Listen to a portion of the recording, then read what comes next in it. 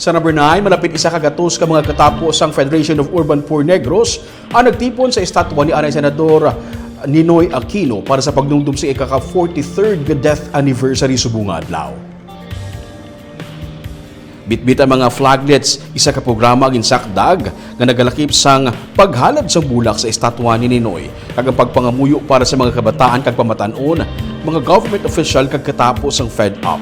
Ang pagpanghangkat sang grupo sa publiko amo ang padayon nga pagtindog para sa kun anong insakto, matarong kag kamatuuran. Ini ang mga bagay nga gipakita ni Ninoy sa iya nga kabuhi nga nagtindog kag nagpakigbato para diri. Ginadumdum sang bilog nga pungsod ang August 21 bilang Ninoy Aquino Day nga isa ka national non-working holiday sa kada tuig.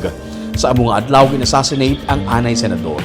Ang iya kamatayon ang nagtulod sang malapnagon nga protesta nga sang ulihi nagpadulong sa 1986 People Power Revolution nga nagtapos sang rehimen ni President Ferdinand Marcos Sr.